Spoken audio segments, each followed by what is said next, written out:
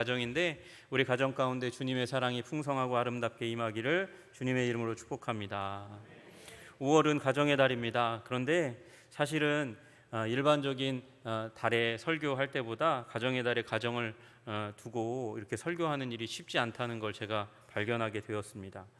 마음 한켠에 걸리는 것이 있어서 그래요. 전통적인 형태의 조부모, 부모, 자녀로 구성된 가정, 그 가정에서 지금 현대 사회는 다양한 가정의 모습을 갖추고 변화되어 가고 있습니다. 비혼 인구가 늘어나고 있어요. 결혼하지 않기로 결정하는 그런 인구가 늘어나고 있고, 또 이혼을 겪고 한 부모 아래 자라나는 자녀들, 그리고 이 배우자와 원해서 이혼한 사람이 어디 있겠습니까? 그렇게 이혼해서 또 이 먼저 보내어서 그렇게 허전한 마음 가운데 살아가는 분들이 계십니다. 다문화 가정도 점점 늘어나고 있어요. 1인 가구도 가구다. 그래서 가족으로 인정해달라. 그렇게 하는 추세입니다. 이런 부분들이 이제 이 사회 가운데 너무도 두드러지게 나타나기 때문에 초등학교 3학년 뭐 이쯤 되면 교과 과정 가운데 그렇게 배우는 것 같아요.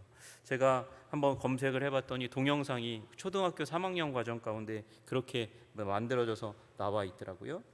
여러분, 그런데 제가 이런 가정에 대한 설교를 할 때마다 혹시 이런 말씀을 전하는 가운데서 아픔을 겪고 있는 가정, 위기의 가정, 그 가정들이 더 소외되지는 않을까 그런 마음이 있고요. 마음의 상처 입지 않을까 하는 부담이, 걱정이 있는 게 사실입니다. 그런데 성경을 좀 보다 보니까 다문화 가정? 룻기가 다문화 가정의 이야기예요. 그렇잖아요. 룻기가 다문화 가정의 이야기예요. 게다가 남편들을 싸그리 다 잃어버린 그 미망인들의 이야기예요. 여러분, 그 가정도 주님께서 회복시키시는데 우리의 가정 연약함이 있고 부족함이 있고 심지어 깨어지고 상처받은 가정이라 할지라도 주님께서 회복시키고 온전케 하실 수 있을 줄로 믿으시기를 주님의 이름으로 축복합니다. 여러분, 오늘 본문의 가정은 어떤 가정인가요? 오늘 본문의 가정은 더 이상한 가정이에요. 보니까 여러분 5절에 보니까 예수께서 본래 마르다와 그 동생이 누굽니까? 마리아잖아요. 마리아와 나사로를 사랑하시더니, 나사로와 마리아와 마르다가 있는 가정이거든요. 여기에 이 가정은 평범한 가정과는 완전히 틀린 가정이에요. 당시에 결혼을 이렇게 권장하고 가정을 지키기를 원했던 그 가정과는 상당히 다른 가정이라는 것을 우리가 발견할 수 있게 됩니다. 여러분, 그런데도 불구하고 예수님은 이 가정을 어떻게 하셨다고요? 사랑하셨다고요. 각각을 사랑하셨으니, 그리고 그들이 모여있는 가정이니 예수님께서 얼마나 이 가정을 사랑하셨겠습니까? 여러분, 그런데 우리가 이 일반적인 시선으로 바라보면 이 가정은 결코 행복할 수 없는 가정이라는 사실을 발견해요. 일반적인 상식적인 그런 관점으로 보면 행복한 가정이 될 수가 없어요. 왜 그러냐? 이들이 사는 곳부터가 별로 좋은 곳이 아니에요. 보세요. 가난한 베다니 마을에 살고 있었습니다. 베다니 마을이 어떤 곳이냐? 예루살렘 동쪽으로 3-4km 정도 떨어져 있는 그런 동네입니다. 감람산 동쪽 동쪽 기슭에 있어요. 여러분, 원래 이 마을은 가난한 사람, 병든 사람, 심지어 문둥병자까지 같이 살고 있는 마을이에요. 그래서 여러분 보시면 이곳에 누가 살고 있어요? 문둥병자 시므온이 살고 있는 마을이 바로 이 마을이에요. 이 베다니는 원래 히브리어로 하면 빈민의 집, 가난한 자들의 집이라는 의미예요. 아람어하고 히브리어가 거의 비슷한 언어거든요. 그런데 아람어로 이렇게 이 베다니를 분석하면 이 집은 고통의 집이라고 되어 있어요.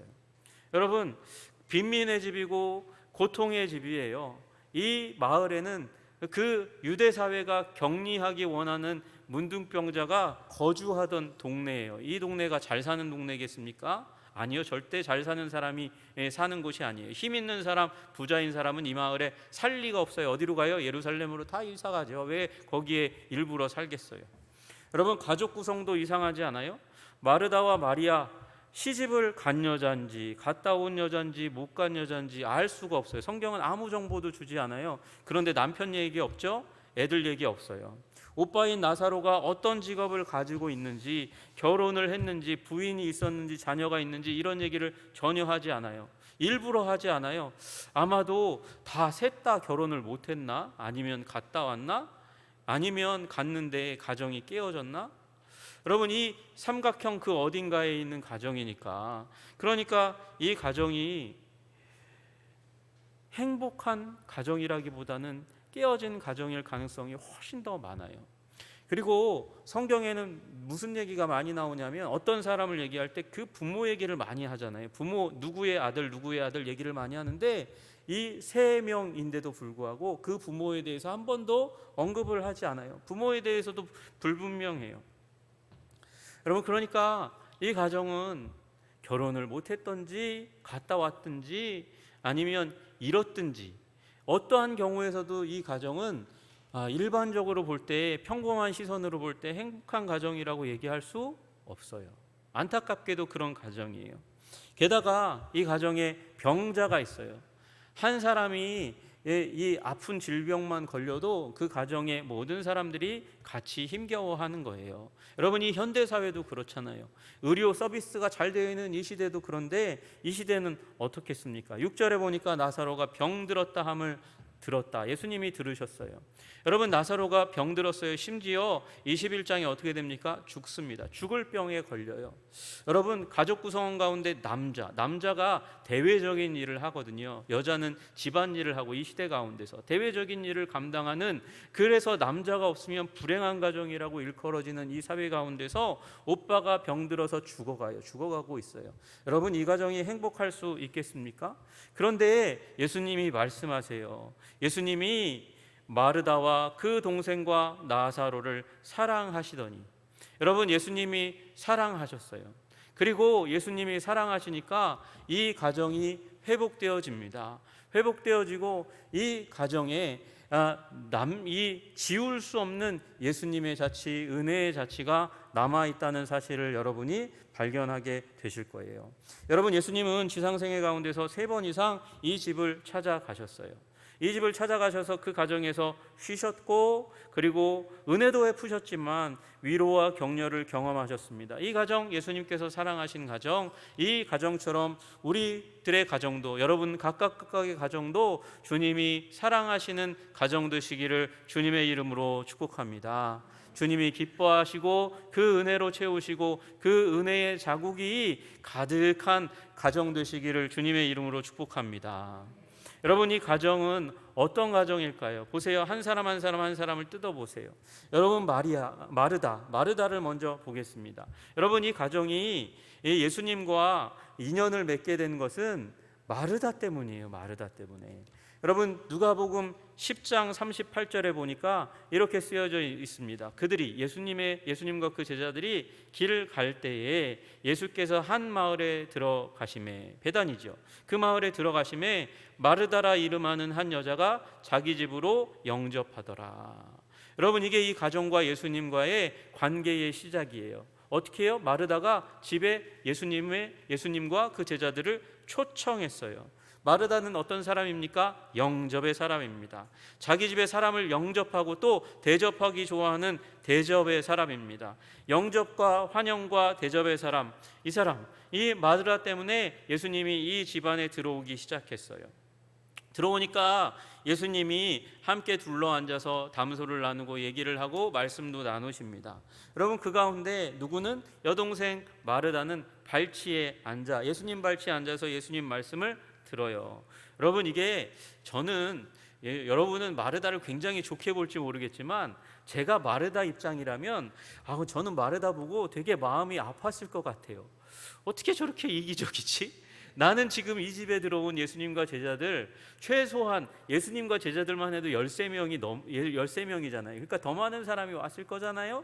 그 사람들의 음식을 준비하느라고 분주하고 바빠요. 그러면 동생이 와서 좀 도와주면 좋겠는데, 동생은 언니가 하는 일에 별로 관심이 없어 예수님 발치에 앉아 있는 거예요. 여러분, 얄밉지 않아요? 저만 얄미운가? 여러분은 마음이 넉넉한가 봐요. 저는 마르다를 향해 마르다의 마음이라면 마리아를 향해서 마음이 되게 섭섭했을 것 같아요.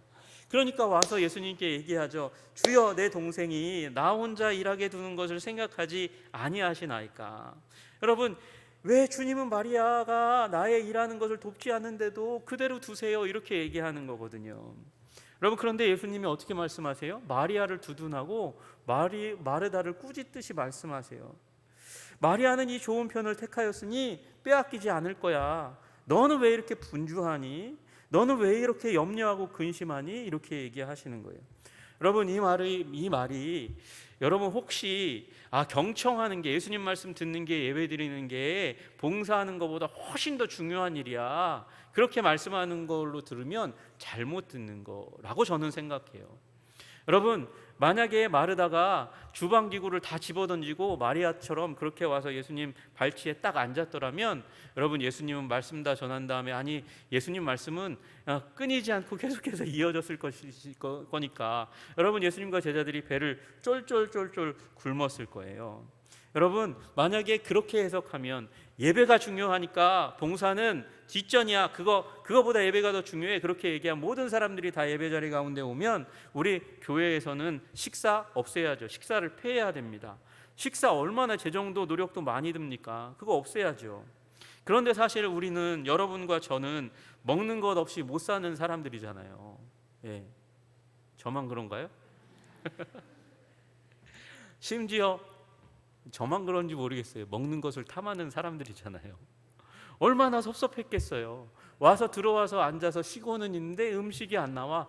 배가 쫄쫄쫄쫄 굶다가 그 배고픔에 지쳐서 잠든다 그러면 얼마나 가슴이 아프겠습니까? 그런데 예수님의 말씀은 그런 말씀이 아니고, 너는 너무 많은 일로 인해서 내 마음이 분주하고 생각이 부산하니까 말씀을 즐기지도 못하고 봉사도 즐기지도 못하는 자리 가운데 가는 거야. 마리아는 말씀 듣는 것을 즐기고 있지. 너 너무 바쁘게 분주하게 그렇게 많은 일을 하려고 하지 말고 몇 가지만 해. 그것도 안 되면 한 가지만 해. 그것 때문에 즐거워하고 기뻐하는 것을 놓치면 안 돼, 라고 말씀하시는 거죠. 예수님에게 있어 가장 중요한 건 뭘까요? 예수님이 찾아왔으니까, 예수님이 찾아오셨으니까 함께함으로 말미암아 즐거움, 기쁨을 누리는 게 예수님이 원하시는 것인 줄로 믿으시기를 주님의 이름으로 축복합니다. 마리아는 예수님 발치에서 즐거움을 누렸어요. 마르다도 그 주방에서 너무 많은 일이 아니라 몇 가지 일을 통해서 예수님이 우리 가정 가운데 오신 그 임재 가운데 기뻐하고 즐거워하고 그 환희를 느낄 수 있는데, 그러지 못하니까 예수님께서 교정해 주신 거예요. 고쳐 주신 거예요. 여러분, 그렇게 고쳐지니까 너무 바쁘지 않게 넉넉한 마음을 가지고, 그 이후에 저는 마르다가 예수님을 그럼에도 불구하고 계속해서 넉넉함을 가지고 교정해 주심, 치유해 주심을 가지고 저는 마르다가 계속해서 가정 섬기는 일을, 그리고 오시는 여러 사람들을 섬기는 일을 완수했다고 믿습니다. 여러분, 왜 그러냐면 요한복음 11장에 보니까 이 나사로가 죽었거든요. 여기 오늘 본문 뒤에 보면 죽었어요. 19절 20절 그 부분에 보면 그렇게 되어 있어요. 많은 유대인이 마르다와 마리아에게 그 오라비의 일로, 오라비가 돌아가셨으니까 조문으로 온 거예요. 일로 위문하러 왔더니 마르다는 예수 오신다는 말을 듣고 곧 나가 맞대. 여러분, 마르다는 나가서 사람들을 영접하고 슬픔 가운데 있는데도 불구하고 온 사람들을 맞고 그리고 환영하고 조문하는 사람들과 함께 인사하는 모습이었어요. 그런데 마리아는 집에 앉았더라. 마리아는 제가 보니까 앉아 있는 거 되게 좋아하는 사람 같아요. 집에 앉아 있어요. 집에 앉아 있어요. 여러분, 이 요한복음 12장에도 보니까 예수님이 6월절 일주일 전에 오셔가지고 그 가정 가운데 오시는데, 거기서 예수를 위하여 잔치할세 마르다 뭐 했을까요? 뻔하죠. 마르다는 일을 하고, 예수님이 이제 십자가에 달리시기 한 일주일 전에 베다니에 오셨고 그 가정에 오셨어요. 마르다는 뭐 했어요? 여전히 계속해서 일을 했어요. 예수님과 제자들을 섬기는 일을 했어요. 여러분, 그 앞에 누가복음 10장에서처럼 분주하게 했을까요? 염려하며 했을까요? 근심하며 했을까요? 아니요. 즐거움 가운데, 예수님을 모신 즐거움 가운데 일했을 줄로 믿으시기를 주님의 이름으로 축복합니다. 여러분, 섬김은 너무 중요한 일이에요. 섬김, 누군가가 와서 예수 그리스도의 이름으로 살아가는 나의 삶을 통해서 섬김과 대접을 받는 일을 환영하는 일은 얼마나 복되고 아름다운 일입니까? 여러분, 교회 들어오는데 제가 교회 들어올 때도, 제가 목사인데도 저를 환영해주고 그리고 인사해주고 웃어주는 분들이 계셔서 저는 교회 오는 게 너무 행복하거든요. 여러분, 교회에 처음 발을 들이는 사람들도 그런 분들 때문에 너무 행복할 것 같아요. 우리 예배위원 안내면 너무나 감사하고 복된 일을 하시는 거죠. 여러분, 그런 섬김의 손길이 없다면 여러분, 우리 교회가 얼마나 삭막하겠습니까? 여러분, 섬김의 손길이 없다는 것은 손, 발, 다리 잘린 그리스도의 몸인 거예요. 여러분, 그 그리스도의 몸이 성하다고 이야기할 수 있겠습니까? 섬김이 있는 교회가 아름다운 교회인 것처럼 섬김이 있는 가정이 아름다운 가정인 줄로 믿습니다. 여러분, 예수 그리스도의 이름으로 누군가를 환영하고 누군가를 섬기는 일은 복되고 아름다운 일이고, 그것은 그리스도의 사역인 거죠. 여러분, 예수님께서 말씀하셨어요. 내가 진실로 너희에게 이르노니 너희가 여기 내 형제 중에, 내 형제라는 말이 여기 예수님의 실제적인 형제가 아니고 가난한 자들, 병든 자들, 환난당하고 고통당한 자들, 그 내 형제 중에 지극히 작은 자 하나에게 한 것이 곧 나에게 한 것이라 말씀하시면서 그 일을 한 사람이 천국에 이를 것이라고 말씀하세요. 여러분, 변화된 사람은 섬김의 사람인 줄로 믿으시기를 주님의 이름으로 축복합니다. 여러분, 여러분의 가정 가운데 섬김의 향기가 가득하기를 주님의 이름으로 축복합니다. 여러분, 예수님께서 베다니에 오셔서 이 가정에 오시면 마르다의 그 섬김의 음식 솜씨로 가득 찬 집 가운데 계셨어요. 여러분, 그 음식 냄새가 얼마나 예수님을 기쁘게 했을까요? 여러분, 여러분의 가정 가운데 섬김의 향기가 가득하시기를 주님의 이름으로 축복합니다. 그 섬김으로 예수 그리스도의 그 이름으로 섬길 때에 작은 자들이 힘을 얻고 위로를 얻는 일들이 일어나기를 주님의 이름으로 축복합니다. 여러분, 둘째로 무엇이 있어요? 무엇이 있습니까? 간증이 있어요. 나사로의 간증이 있는 가정이 바로 이 가정이잖아요. 간증이 무엇입니까? 예수님이 주신 아름다운 이야기가 있는 것, 그것이 간증이 있는 가정이죠. 여러분의 가정 가운데 간증이 있기를 주님의 이름으로 축복합니다. 간증이 있다는 말은 무슨 말이냐 하면, 다른 말로 하면, 바꿔서 얘기하면, 여러분 아멘 하셨는데 잘 새겨 들으세요. 위기가 있다는 거예요. 간증이 있다는 건 위기가 있다는 거예요. 그런데 간증이 있다는 건 그 위기를 예수님이 주신 은혜와 능력으로 견뎌낸 것인 줄로 믿으시기를 주님의 이름으로 축복합니다. 여러분, 이 가정에 위기가 있었어요. 커다란 폭풍우와 같은 일이 있었어요. 나사로 오라버니의 죽음, 오늘 본문 그 이후에 일어나는 일이 바로 이 가정의 환난이고 문제였어요. 죽은 오빠, 남자 하나뿐인 이 가정 가운데 오빠가 죽었으니 이제 이 가정 가운데는 소망이 없어요. 그런데 그 소망 없는 가정 가운데 예수님이 오셔서 다시 오라비를 살려주셨어요. 소망을 회복시켜 주셨어요. 생명을 주셨어요. 그래서 절망이 아니라 기쁨 가운데 나아가게 된 줄로 믿으시기를 주님의 이름으로 축복합니다. 여러분, 그 일이 일어나고 나서 12장 9절에 가니까 무슨 일이 일어났냐? 12장 9절 이하에 보니까 죽은 나사로가 다시 살아났다는 이야기를 듣고 마을 사람들이 이 집에 몰려들었어요. 여러분, 마리아와 그리고 나사로, 그 죽음을 직접 경험한 가족과 그 옆에서 둘러서서 경험했던 모든 사람들이 나사로의 부활의 사건을 얘기하니까 마을 사람들 전체가 와서 예수님과 죽은 나사로를 번갈아 보면서 그 이야기가 진짜라는 사실을 발견하게 된 것이죠. 여러분, 우리 삶 가운데에 위기를 극복하게 하시는, 이기게 하시는, 승리케 하시는 그 예수 그리스도의 이야기로 여러분의 인생이 채워지기를 주님의 이름으로 축복합니다. 여러분이 나사로 부활 사건으로 이 나사로 가정에 얼마나 큰 감격적인 간증의 사건이 있었겠어요. 그런데 여러분 기억하십니까? 이 말씀은 단순히 이 가정에만 주신 것이 아니라 우리 모든 세대에게 주신 이 기적이라는 사실을 우리가 기억해야 하는 거죠. 여러분, 예수님께서 말씀하셨어요. 나는 부활이요 생명이니 나를 믿는 자는 죽어도 살겠고, 죽었어요. 그런데 살아요. 이건 몸의 부활을 말씀하는 거예요. 우리 모두가 다 죽잖아요. 육체가 다 죽잖아요. 우리 육체와 영혼이 분리되는 경험을 누구든지 할 수밖에 없어요. 그런데 그 육체의 죽음으로부터 예수님을 믿으면 다시 살게 되는 육적인 부활이 우리에게 주어진 약속인 줄로 믿으시기를 주님의 이름으로 축복합니다. 여러분, 그러면 무릇 살아서 나를 믿는 자는 영원히 죽지 아니하리라. 이 말씀은 어떻게 보세요? 내가 생전에 예수님을 믿으면, 여러분, 그럼 그 앞에 말은 예수님은 생전에 믿지 않았는데 죽은 사람이 살아난다는 거, 그거 아니잖아요. 예수 믿으면 죽어도 산다는 거예요. 여기 뒤에 부분이요, 무릇 살아서 나를 믿는 자는 그 영혼이 영원토록 죽지 않는다. 영혼의 부활의, 영혼의 생명에 대해서 말씀하시는 거거든요. 여러분에게 이미 영생이 심령 가운데 들어와 있는 줄로 믿으시기를 주님의 이름으로 축복합니다. 여러분, 죽을 수밖에 없는 우리가 예수 그리스도를 구주요 주님으로 믿음으로 말미암아 영생을 보장받는 줄로 믿으시기를 주님의 이름으로 축복합니다. 그런데 우리 죽어요. 죽는데도 다시 사는 육체의 부활을 주님께서 약속하신 거 믿으시기를 주님의 이름으로 축복합니다. 여러분, 그러니까 영생의 생명이 우리 안에 있으면 무슨 일이 일어날까요? 우리가 변화되는 거예요. 우리가 새로워지는 거예요. 우리의 문제를 극복할 수 있는 거예요. 여러분, 나사로가 죽은 것과 같은 죽은 것과 같은 것이 아니죠. 죽은 그 자리 가운데서 무덤에서 일어났듯이, 여러분, 영원한 생명이 우리 가운데 있으니까 죽은 것과 같은 어둠과 죄악의 그늘에서 우리가 일어나 새롭게 되고 힘을 얻고 변화된 삶을 살게 되는 줄로 믿으시기를 주님의 이름으로 축복합니다.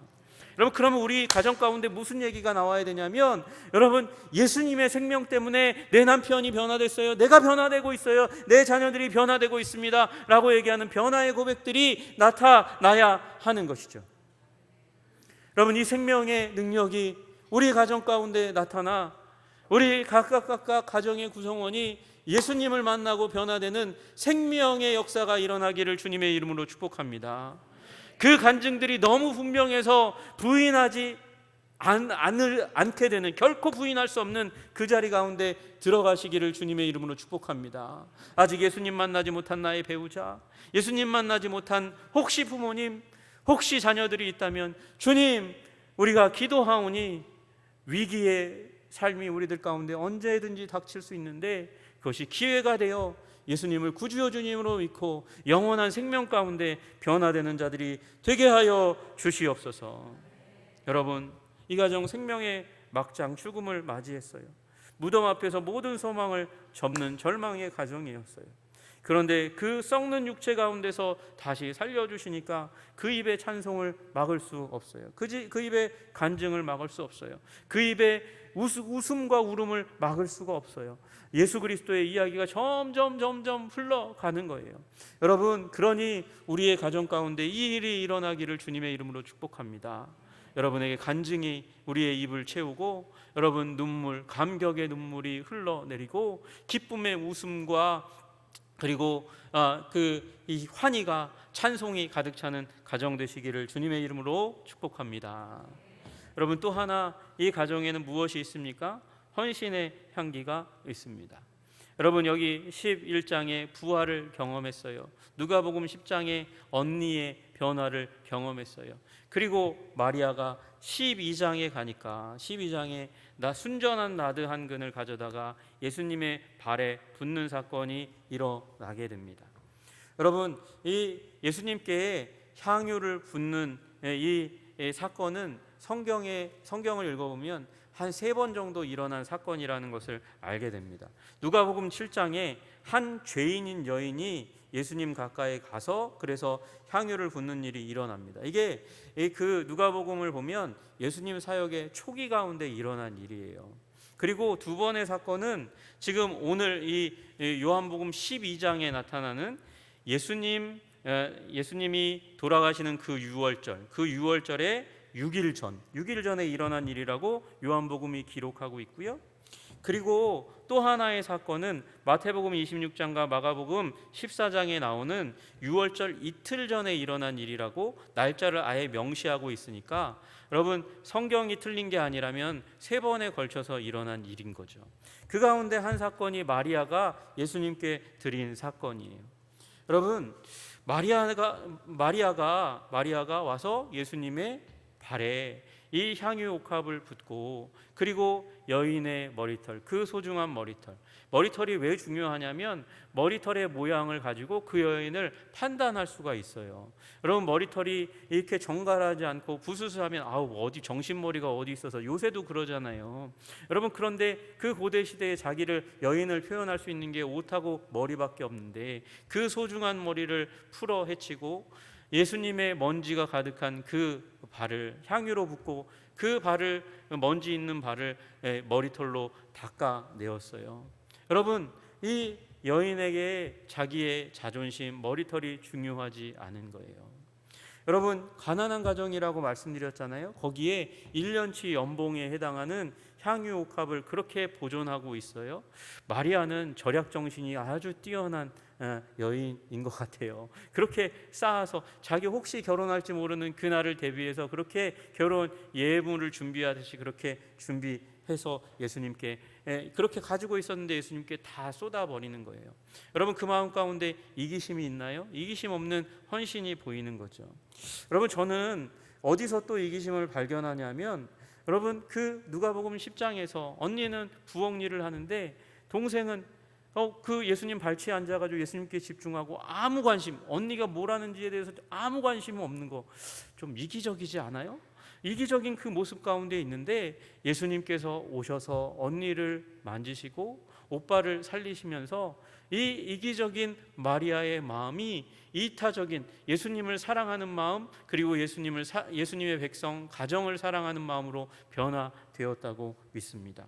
여러분 보세요. 너무 많은 음식을 열심을 다해서 준비하려는 언니가 변했어요. 스트레스 받지 않고 기쁨으로 감당할 수 있을 만큼만 그렇게 분주하지 않게, 남의 시선에 휘둘리지 않고 기쁨으로 자기 일을 넉넉히 감당하게 되는 그 언니, 강박과 스트레스에 휘둘리지 않는 언니의 변화를 보았어요. 그러면서 불화에서 이해로, 미움에서 사랑으로, 마르다가 고발했잖아요. 예수님한테 고발해서 이제 그 고발하지 않고 마리아를 격려하는 그런 관계 가운데로 들어가는 언니 보면서 이 마리아의 마음이 얼마나 행복했을까요?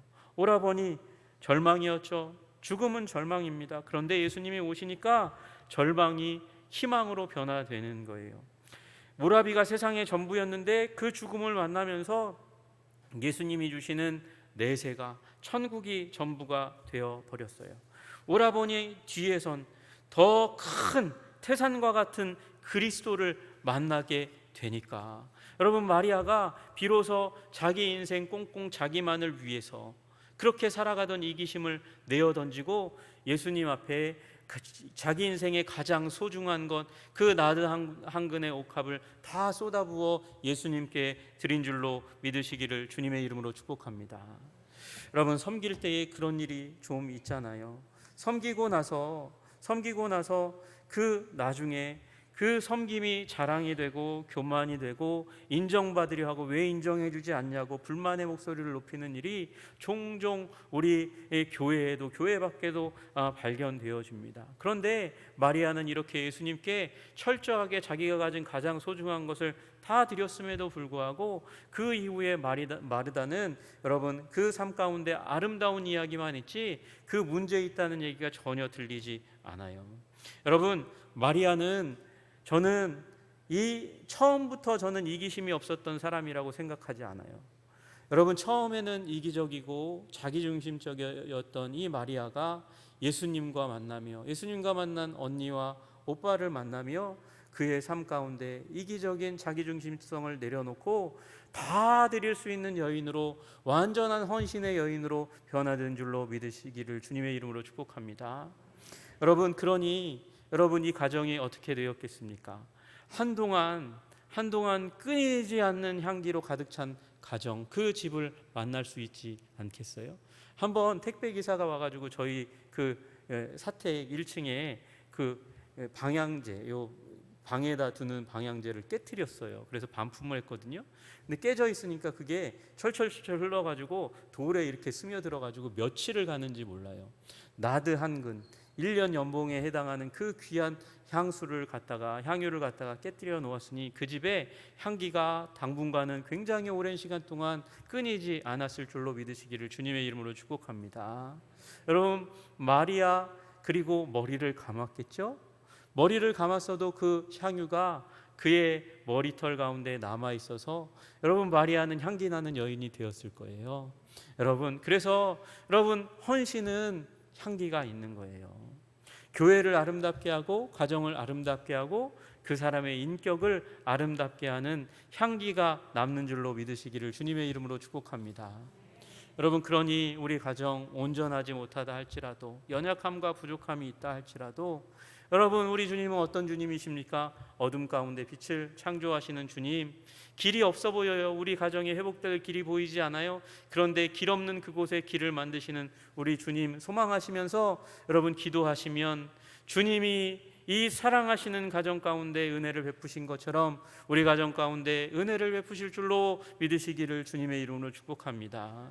은혜를 베푸실 뿐만 아니라 그 가정 가운데 정말 씻을 수 없는, 입을 다물 수 없는 간증으로 주님께서 채우시고 그 간증을 중심으로 섬기는 삶, 헌신하는 삶을 우리 가정 가운데 가득히 채우셔서 하나님이 사랑하시는 가정 만드시기를, 여러분의 가정이 그렇게 주님 앞에 아름답게 서시기를 주님의 이름으로 축복합니다. 기도하겠습니다. 존귀와 영광과 찬양을 받으시기에 합당하신 주님, 우리 가정 아버지, 연약함이 있어도 부족함이 있어도 주님 사랑하시는 가정 되게 하여 주시옵소서. 하나님, 마리아와 마르다와 나사로가 있는 가정, 연약한 가정이었고 가난한 가정이었고 병든 가정이었지만 주님께서 함께 하심으로 말미암아 은혜 받았고 은혜 받아 간증이 있는 가정, 아버지 헌신이 있고 섬김이 있는 가정으로 성장해 갔습니다. 주님, 우리 가정도 그렇게 주님 사랑하시는 가정 되게 하여 주시옵소서. 우리 한 사람 한 사람이 생명의 부활의 능력으로 변화를 경험하게 하여 주시고 섬김과 헌신의 가정, 이기심이 깨어진 가정으로 주님 붙들어 주시옵소서. 예수님 이름 받들어 기도드리옵나이다. 아멘.